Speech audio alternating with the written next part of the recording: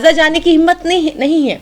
Madam, crown Prince Mohammad bin Salman की आंख दिखाने के बावजूद भी इजराइल जो है बमबारी करके हॉस्पिटल में 1000 से ज्यादा लोग जो है अब तक हलाक हो चुके हैं, शहीद हो चुके हैं, क्या कहना चाहेंगे? देखिए, फिलिस्तीन तो अकेला था, अकेला है और अकेला ही लड़ रहा है अपने जज्बे पर। जिस तरीके से हम देख रहे हैं कि आज हालात आज किससे ढके छुपे हैं फिलिस्तीन के, अखबारों की सुर्खियों से गायब थे फिलिस्तीन। तो ऐसा लग रहा था फिलिस्तीन कहीं एग्जिस्ट ही नहीं करता है। आप देखिए कि कितने वक्त से फिलिस्तीन की कोई ना खबर आती थी, लगातार जुल्म और ज्यादती की हम देख रहे थे, इंतहा जो इजराइल कर रहा था। हम ये भी देख रहे थे कि अल-अक्सा मस्जिद कुछ वक्त पहले ही 2021-22 की अगर आप तस्वीरें देखें तो आपको मालूम चलेगा कि 2021-22 में उनके ऊपर कितनी जुल्म और ज्यादती, अल-अक्सा मस्जिद को जिस तरीके से चारों तरफ से घेर करके, और इजराइली कितने जुल्म और ज्यादती करते रहे फिलिस्तीनियों पर, बच्चों को वहां पर मारते रहे। कितने आंकड़े हैं यूएन के पास। आप यूएन की बात करें, आप मानव अधिकार की बात करें, WHO सिर्फ निंदा कर देता है। आप कहते हैं 57 OIC की बैठक होती है, निंदा की जाती है, लेकिन निंदा से कब तक काम चलेगा? निंदा कर दी जाती है, विचार चल रहा है। ये कैसा विचार है? लाखों लोग मर रहे हैं, ये कैसा विचार है जो विचार खत्म होने को तैयार ही नहीं है? ईरान कहता है कि मैं अब वो एक्शन में आएगा, जॉर्डन कहता है अब वो एक्शन में आएगा, सीरिया कहता है वो एक्शन में आएगा, लेकिन आएगा कब? जब गाजा खत्म हो जाएगा, जब फिलिस्तीनी खत्म हो जाएंगे, मार दिए जाएंगे। मैडम, क्या वजह रही होगी सारे मुस्लिम ममालिक, शायद मुस्लिम जितनी भी कंट्री है, सब इकट्ठे हो करके दबाव डालने पर भी इजराइल कदम पीछे लेने को तैयार नहीं है? आपके अमेरिका के प्रेसिडेंट बाइडन भी जल्द जा चुके हैं इजराइल के प्रेसिडेंट से मिलने के लिए, क्या कहना चाहेंगे? देखिए, बाइडन तो पहले से ही इजराइल के पक्ष में खड़ा था। आज देखिए जिस तरीके से गले लगाते हैं नेतन्याहू को, तो आपको लगता है कि किसी तरीके से गाजा के ऊपर जो ये अस्पताल के ऊपर जो जिस तरीके से आपने देखा कि डॉक्टरों को लाशों के ऊपर प्रेस कॉन्फ्रेंस करनी पड़ी, अल अहली मस्जिद के ऊपर जिस तरीके से ये ब्लास्ट किया गया, जिस तरीके से ये रॉकेट दागे गए, तो देखिए और फिर इजराइल बैकफुट पर आकर ये कहता है कि पहले कहता है मैंने किया है, लगातार वार्निंग दी जाती है अस्पताल खाली करने की, स्कूल खाली करने के लिए, और फिर ये उसके बाद ये कहा जाता है लगातार सोशल मीडिया पर जितने भी इनके पोर्टल्स हैं सब पर ये डाला जाता है कि इजराइल की तरफ से ये अटैक किया गया है। लेकिन फिर अचानक वो सारे ट्वीट्स डिलीट कर दिए जाते हैं। जो बाइडेन आते हैं, गले मिलते हैं नेतन्याहू से, तो कहीं लगता है कहीं कोई निंदा जैसा शब्द या नेतन्याहू से कोई शब्द कोई सवाल पूछे जाएंगे या इसकी निंदा भी की जाएगी। क्या लगता है जंग के दौरान अमेरिकन प्रेसिडेंट का इजराइल पहुंचना क्या दर्शाता है? मैडम, फिलिस्तीन जाए ना, इजराइल तो आप पहले भी आ चुके हैं, लेकिन फिलिस्तीन कब जाएंगे? आप इजराइल आते हैं, फिलिस्तीन जाइए, तब पता चलेगा वहां पर लाशों का जो ढेर लगा हुआ है, जिस तरीके से, क्योंकि एक तरफा आप जो न्यूज दिखा रहे हैं लगातार, जो इजराइल के अखबार है, इजराइल की जो प्रेस है, वो लिख रही है इजराइल के बारे में, विरोध में लिख रही है, नेतन्याहू के विरोध में लिख रही है, लेकिन फिलिस्तीन की तस्वीरें कब आएंगी? जो वहां पर बच्चों के जो लाशों के ढेर लगे हुए हैं उसकी तस्वीरें कब आएंगी? तो देखिए, एक तरफा न्यूज दिखाना, एक तरफा सिर्फ और सिर्फ ये कहना कि जिस तरीके से भारतीय पत्रकार जो गोदी मीडिया है वो जिस तरीके से वहां पर गया हुआ है, बहादुर मीडिया को आप गोदी मीडिया बता रही हैं। देखिए, जंग के दौरान वहां ग्राउंड रिपोर्टिंग कर रही है, मामूली बात समझ रही हैं आप? देखिए, एसी रूम के अंदर और होटल के रूम के अंदर पत्रकारिता करना और 10 किलोमीटर दूर आकर के कहना देखो देखो बम गिरा, यानी कि दिखाया जा रहा है कि बम कहां से और रॉकेट कहां से आ रहा है। हमास की अगर हम बात करें, फिलिस्तीनियों की बात करें, उनके पास तो किसी तरीके का कोई सांस लेने का वक्त उनके पास समय नहीं है। जिस तरीके से कहीं से भी कहीं गोला बारूद आ जाए, कहीं से रॉकेट आ जाए, उनको तो हर वक्त हर सेकंड उन्हें पता ही नहीं है कि उनका दूसरा सेकंड जो है उनका शायद आखिरी सेकंड हो जाए। तो देखिए, ये कहना कि वहां से बम, यानी एक तरफा जिस तरीके से न्यूज दिखाई जा रही है, और देखिए ये इसकी तो जो जगहसाई ये हिंदुस्तान में तो कराते ही हैं, लेकिन इसके साथ ही वो भारत से बाहर जाकर के जिस तरीके से रूबिका लियाकत हो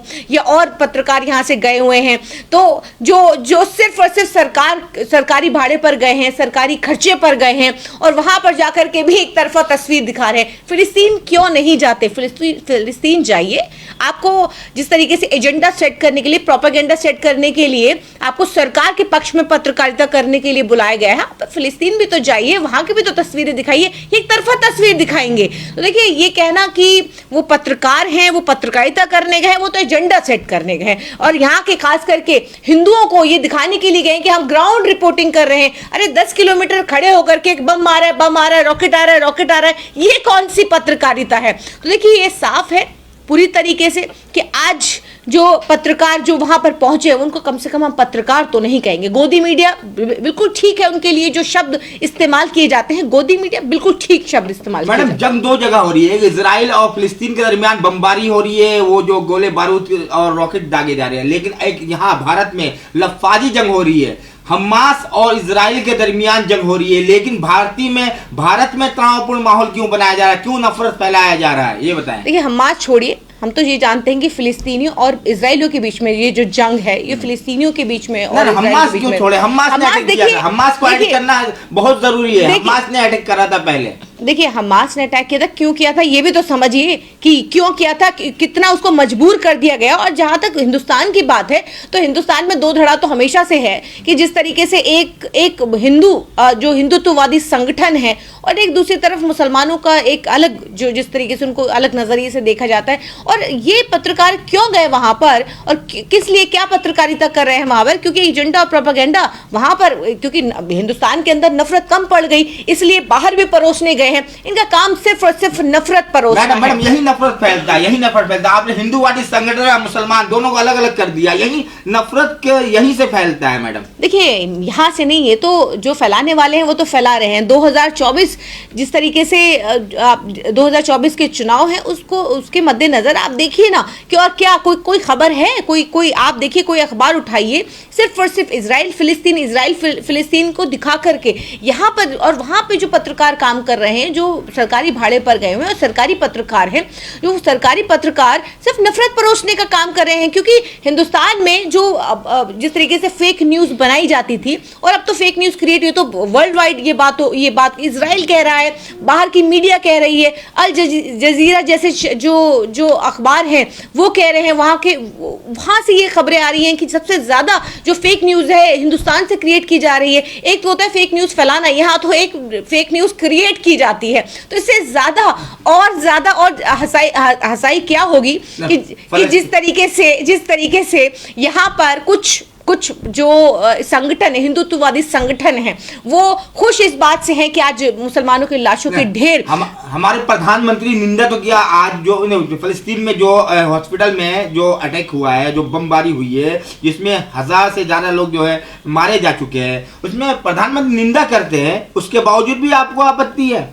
क्या निंदा? ये निंदा है कि आप सबसे पहले जाकर के आप इजराइल के साथ खड़े होते हैं, फिर उसके बाद कहते हैं कि इजराइल के पक्ष में खड़े होते हैं, फिर विदेश मंत्रालय से एक स्टेटमेंट आता है कि नहीं हम तो स्वतंत्र फिलिस्तीन के साथ खड़े हैं। फिर उसके बाद आज निंदा की बात आती है।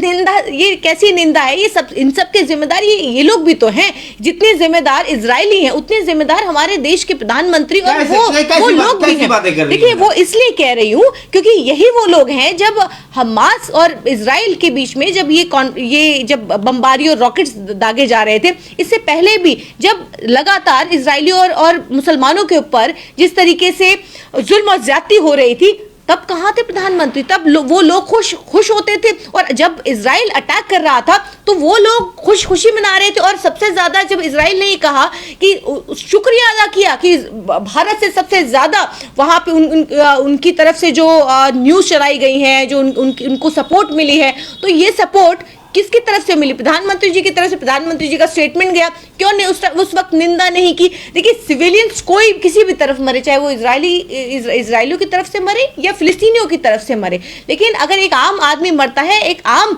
जन मरता है तो जाहिर है उसकी तकलीफ होती है। लेकिन आज जिस तरीके से इजराइल फिलिस्तीनियों के बच्चों को, अस्पतालों को, स्कूलों को, उसको कोई फर्क नजर नहीं आता कि वहां पर बीमार बच्चे, बूढ़े बुजुर्ग जो चल फिर नहीं सकते, जो लाचार हैं, वो अस्पतालों के अंदर इलाज करा रहे हैं, लेकिन उनको मालूम ही नहीं था कि उस अस्पताल के अंदर। आपको नहीं लगता कहीं ना कहीं जिम्मेदार हमास है? देखिए, हमास आप जिम्मेदार ठहराते हैं तो उतना ही जिम्मेदार आप इजराइल को भी तो ठहराइए कि आज इजराइल हमास को ये करना क्यों पड़ा, हमास इस हद तक क्यों आया कि उसको ये रॉकेट्स दाग करके लोगों को ये बताना पड़ा कि हम भी कहीं पर हैं, हम भी एग्जिस्ट करते हैं।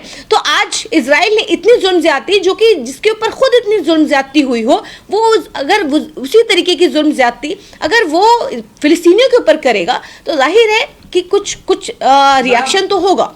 मैडम, हमास ने बच्चों पर और महिलाओं पर, साफ तौर पर बच्चों पर और महिलाओं पर अटैक किया था। इसलिए हमारा मीडिया उनको दिखा रहा था कि जैसे कितना मानवाधिकार का हनन हो रहा है।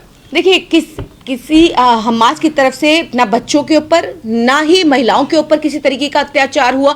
जो न्यूज़ चलाई जा रही थी वो फेक न्यूज़ चलाई जा रही थी और उसको लगातार इजरायली मीडिया ही उसको दिखा रहा था कि नहीं ये फेक न्यूज़ है। बहुत सारे जो जायनिस्ट है, जो जायनिस्ट जिससे हमारे देश के अंदर जो हिंदुत्ववादी लोग हैं, तो उनको जिस तरीके से आज हम देख रहे हैं कि उनको सबसे ज़्यादा कट्टर जो हिंदुत्ववादी हैं, जो मुसलमानों के काटने और नरसंहार की बात करते हैं, उनके जेनोसाइड की बात करते हैं, उसी तरीके से वहां पर भी कुछ जायनिस्ट है। तो ये सारी फेक न्यूज़ जब ये व्हाइट हाउस तक पहुंचती है तो व्हाइट हाउस भी इसकी निंदा करता है और फिर बाद में कहता है कि ये तो कोई पुरानी वीडियो है। हमास का भी तो निंदा कीजिए।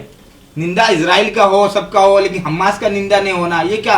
नहीं, हमने देखिए मैंने पहले भी कहा कि सिविलियन कहीं के भी मरे, चाहे वो इजराइल के मरे चाहे वो फिलिस्तीन के मरे, देखिए वो गलत है, वो नहीं होना चाहिए।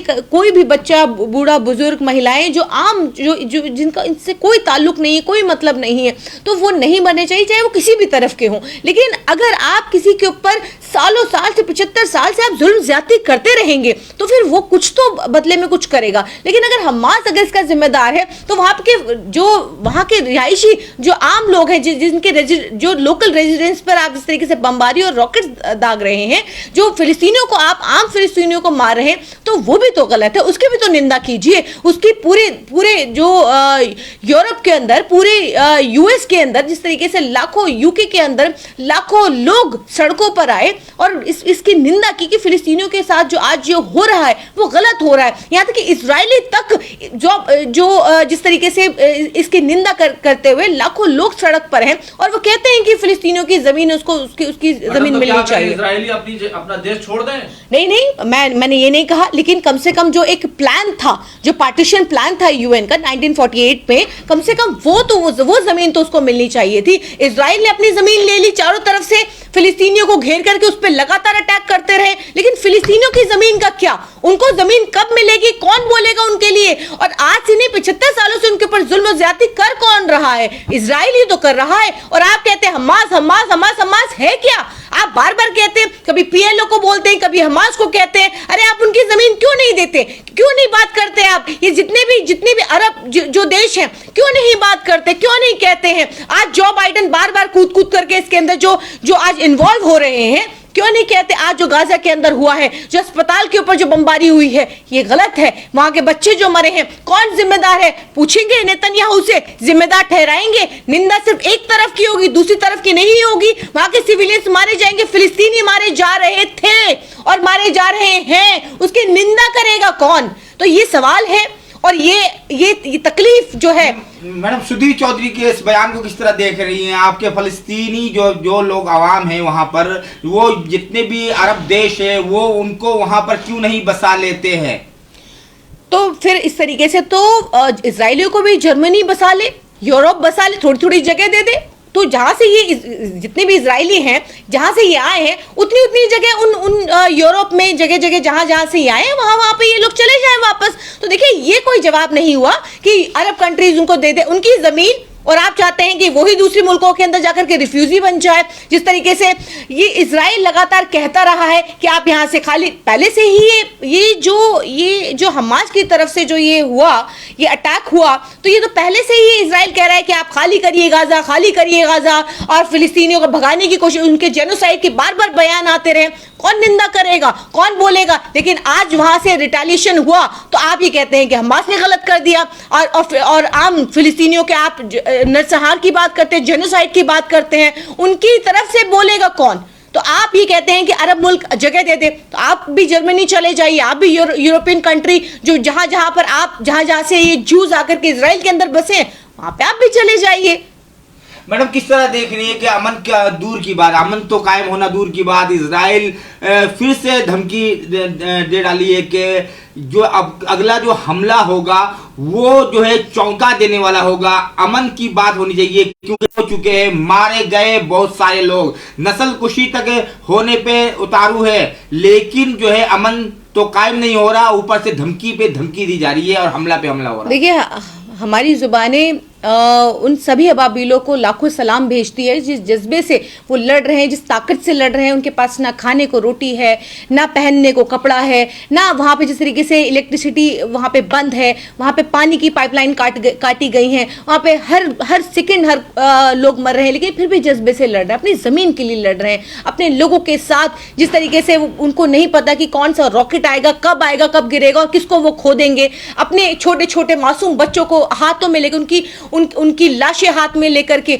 और वो अल्लाह से दुआ कर रहे हैं, अल्लाह से मदद मांग रहे हैं, गैबी मदद मांग रहे हैं। अल्लाह गैबी मदद भी मुझे उम्मीद है कि जल्द मिलेगी। और देखिए अमन की बात तो देखिए जो कोई करेगा अगर तो तब बात होगी। देखिए जो बाइडन की बात कहना कि जिस तरीके से व्हाइट हाउस के अंदर जो फेक न्यूज़ चलाई जा रही थी, लेकिन जो बाइडन फिलिस्तीनियों की बात कब करेंगे? कोई तो आगे आकर के बात करेगा, कोई तो कोई ऐसा सॉल्यूशन निकालेगा कि OIC की बैठक होती है तो 57 देश कहते हैं कि नहीं, हम हमारी तरफ से अगर इजराइल कुछ करता है तो हमारी तरफ से अब अटैक होगा, हमारी तरफ से जवाबी कार्यवाही की जाएगी। लेकिन कोई जवाबी कार्यवाही 12-13 दिन हो चुके हैं। 12-13 दिन से हो क्या रहा है? लगातार फिलिस्तीनी मारे जा रहे हैं। इजराइल के लोग, अगर जो लोग मारे गए, निंदा करते हैं, लेकिन जो लगातार फिलिस्तीनियों को मारा जा रहा है, लेकिन उसका तो कोई अपने आप को जिम्मेदार ठहराने को तैयार नहीं हो, और इजराइल रुकने को तैयार नहीं। लगातार इस तरीके की बयानबाजी कर रहा है, लेकिन उसको कोई रोकने को तैयार नहीं, कोई पूछने को तैयार नहीं है।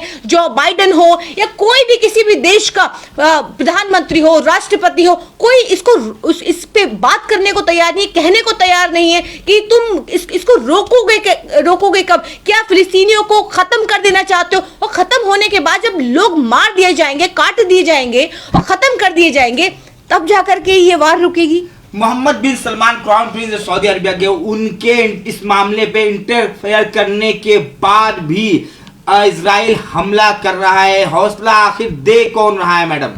देखिए हौसला देने के लिए तो जो बाइडन ही काफ़ी हैं, कि जिस तरीके से उनकी पीठ थपथपाकर उनको गले लगा करके जो हौसला दे रहे हैं, तो जाहिर है इजराइल ही अमेरिका और अमेरिका ही इजराइल है, कि दोनों के आपस में किस तरीके की क्योंकि अमेरिका क्या चाहता है, इजराइल को वो चाहता है कि इजराइल एग्जिस्ट करे तो ताकि उसका बाकी और काम और उसका ट्रेड चलता रहे। देखिए इजराइल उसके लिए इंपॉर्टेंट है, लेकिन फिलिस्तीनियों को ख़त्म करना, फिलिस्तीनियों को मारना, देखिए मैं समझती हूँ कि तमाम देशों को एक साथ आकर के कम से कम किसी की ज़मीन और इसके हक की बात करनी चाहिए। आज अगर देश के प्रधानमंत्री ये कहते, उस वक्त जिस वक्त इजराइलियों के जब ये अटैक हुआ, तो उस वक्त अगर आम सिविलियन इनकी निंदा करना ठीक है, लेकिन जिस तरीके से लगातार इजराइल फिलिस्तीनियों के ऊपर जुल्म और ज्यादती करता रहा है, उसकी भी निंदा करनी चाहिए थी। तो खुशी होती कि अगर प्रधानमंत्री जी उसकी भी निंदा करते और सभी देश आकर के इकट्ठे होकर के, क्योंकि मानव अधिकार की बात करना सिर्फ फर्जी कागजों में करना वो मैं समझती हूँ कि वो बेकार है। जब तक आगे आकर के जो लोग मानव अधिकार के लिए वहां पर आगे आए, वो भी आज हाथ खड़े कर चुके हैं, वो भी मारे जा रहे हैं, तो कौन जाएगा? अब सारी बॉर्डर्स सारे सील कर दिए, कोई किसी तरीके की कोई मदद नहीं जा सकती है।